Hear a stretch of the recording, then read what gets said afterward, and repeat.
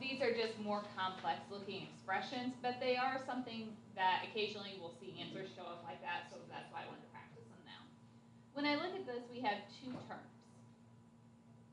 Okay, a couple things, there are different ways to get to your answer. You are looking for the greatest common factor. What do both terms have?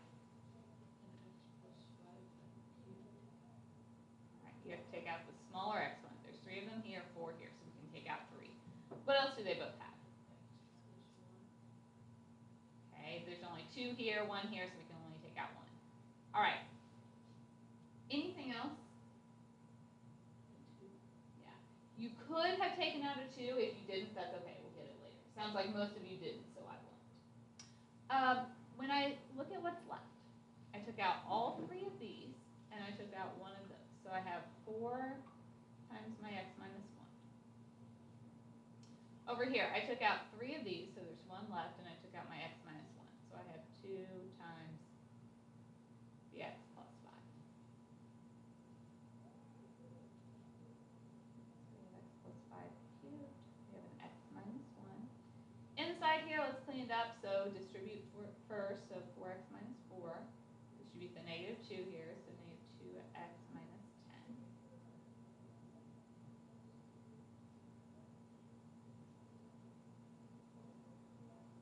Okay, so 4x minus 2x is 2x. Negative 4 minus 10 is negative 14. Is everybody with me there? Whether or not you got the right answer, do you understand how I have gotten to this point? Okay.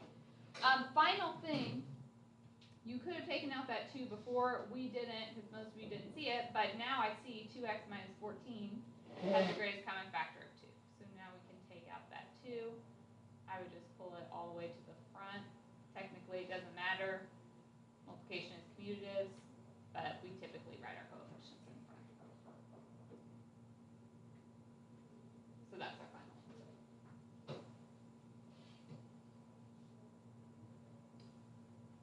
All right, this one, we have 2 terms. If I'm just looking at coefficients, we have a 2 and a 3, so we can't take anything out. They both have an x plus 3. You want to take out the smaller exponent. What's smaller, negative 2 or negative 1? They both have an x minus 2. How many of those can we take out? 2. Okay. So I have a 2. I took out all of this. I took out 2 of those. Okay, over here, I took out this. I still have my 3. All right, here's the tricky part. When you factor something out, we're dividing by it. That means we're essentially subtracting the exponents. So my exponent was negative 1. I took out negative 2. So what's negative 1 minus negative 2? Oh, positive 1. So it just becomes an x plus 3. All right, that step's kind of tricky. Does everyone understand how I turned that into just a plain x plus 3 in the first? When we factor it out, we're subtracting our exponents. So we have x plus 3 to the negative 2, x minus 2 squared. In here, 2x minus 4, 3x plus 9.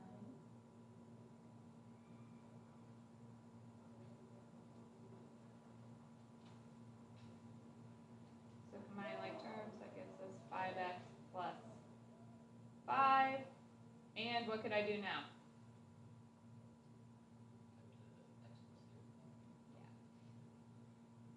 This does have a greatest common factor of 5, so we could take out a 5.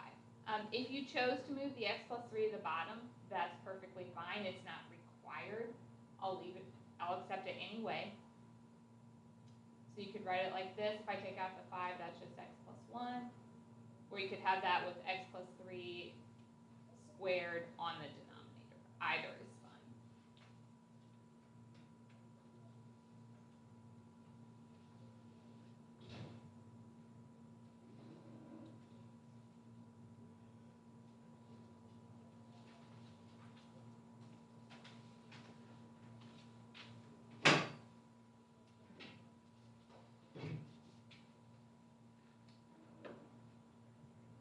we doing okay with those now? Do you guys think you can try the next one?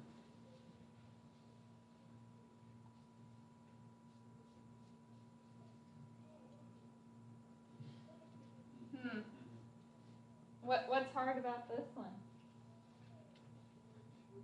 The fraction. How about we do this one together and then you can do 15 on your own. Coefficient wise, I have a 1/3 and I have a 4.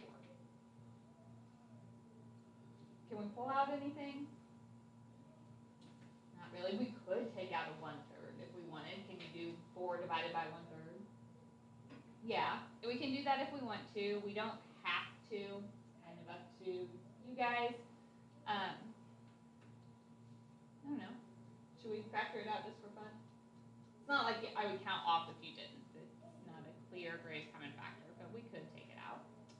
2x minus 5, how many can we take out? 1. X plus 1, which exponent is smaller?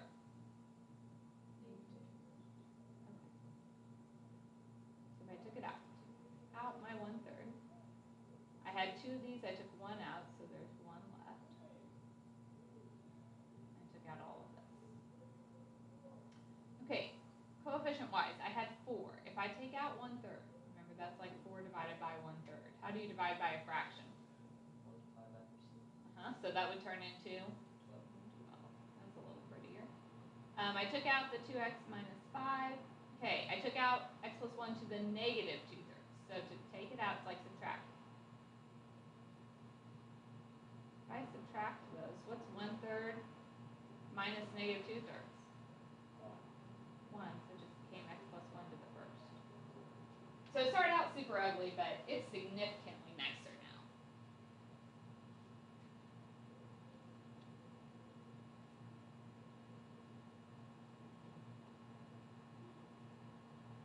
Okay, so this gives me 2x minus 5 minus 12x minus 12.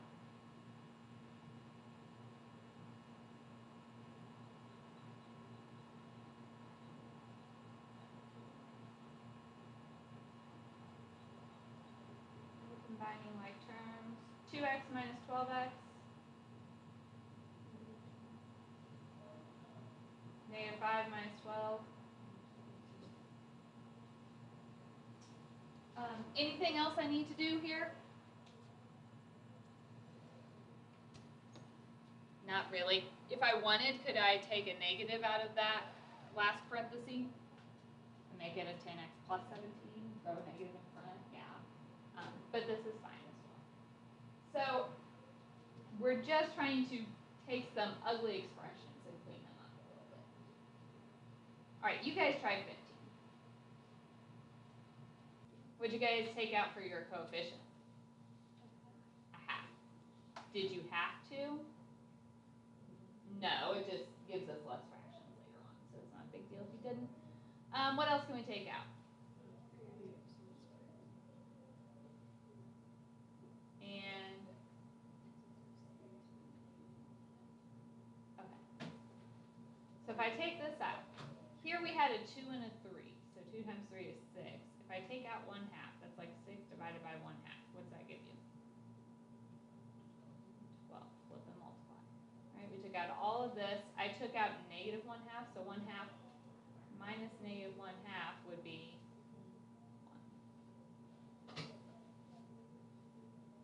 Okay, second term, took out the 1/2. I took out 2 of those, so there's 1 left. I took out all of that.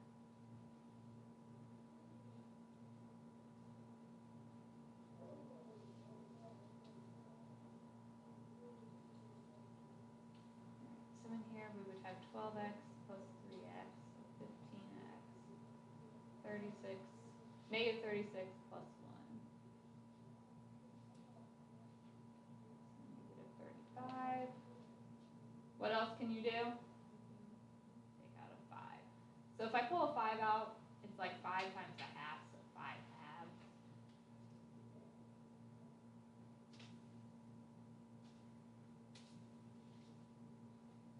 You could, move your x minus 3 to the bottom because the negative exponent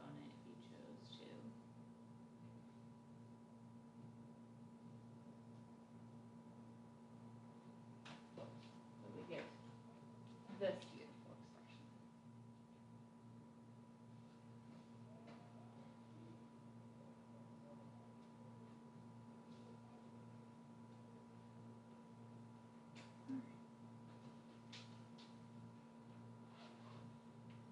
Is that okay? Right. The last section is rationalizing. What does it mean to rationalize? Get the radical off the bottom. All right, why don't you talk with your partners and see if you can figure out some of these. Give me a few minutes to see what you remember. First couple are pretty straightforward. Because there's only one term on the denominator, you just multiply it by that on top and bottom. The 4 is outside the radical, so it has to stay outside. On the bottom, when you take a square root times the square root, it cancels. So we just get x plus 3 on the bottom. This one we have to multiply by the square root of 7 minus x on top and bottom. The numerator was x minus 1. I can't actually multiply anything. Like, you're welcome to distribute it and write it as x radical 7 minus x minus 1 radical 7 minus x, but you don't have to. You can just leave it like this. On the bottom, radicals cancel. You just get 7 minus x. Now, 18 and 19. What changed here? 2 terms. So then you have to multiply by what? Conjugate.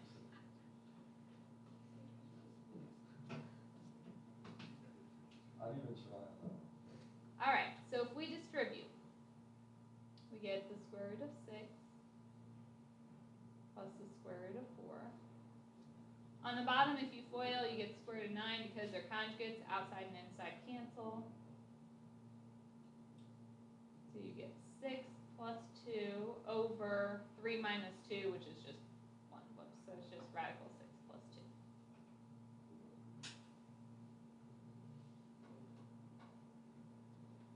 Did I lose you? You can keep the 1 on the bottom. Not quite. You can't. It was not simplified. You can. It's just right. Would you take that answer? Wait, how do you lose the radical 9 minus radical 4? Of course you would. This is because it's the right answer. So This is square root of 9 the is 3, square root of 4 is 2. Yes, solve it. Oh, And that just turns into a 1. It's 1. All right, this one's sort of getting a little more ugly. You have to multiply. So when you do this, that gives us 2 square root of 9. Okay, you might have already simplified that, but I'm just trying to show my work to explain it here. This would give me minus 3 radical 3. Minus 2 radical 3. Plus 3. Is everybody with me on the FOILing there? Okay. FOIL on the bottom. So 2 radical 3 times 2 radical 3 is 4 radical 9. Outside and inside cancel. Minus 9. All right. Square root of 9 is 3. So what this means is 2 times 3. So that just becomes a 6. These are like terms, so you just add the coefficients.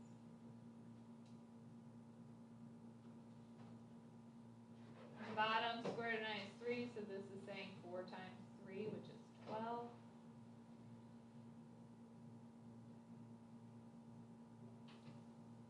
So if we add like terms, we get 9 minus 5 radical 3 over 3.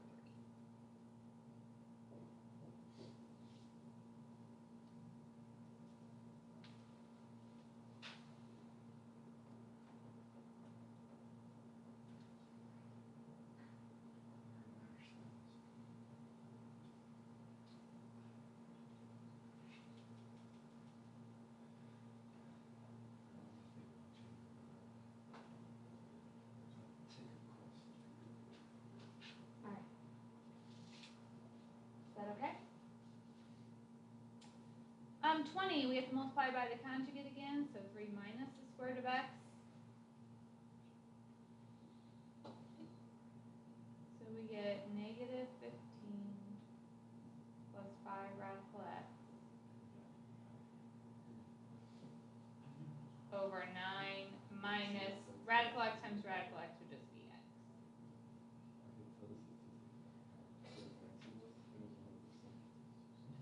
And that's all we need there.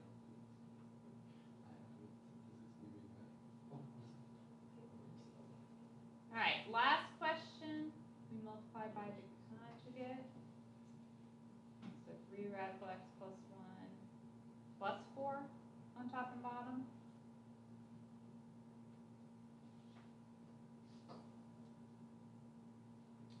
So if I distribute 2x times that just becomes 6x radical x plus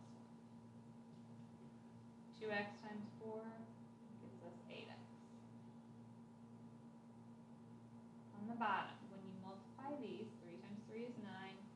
Radical x plus 1 times radical x plus 1 just becomes x plus 1. Outside and inside will cancel. Negative 4 times 4 is negative 16.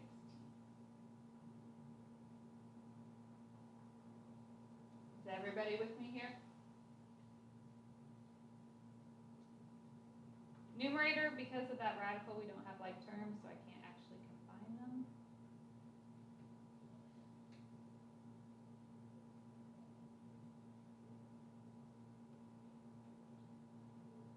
So we get 6x radical x plus 1 plus 8x over 9x minus 7. Some ugly looking expressions, but that's okay.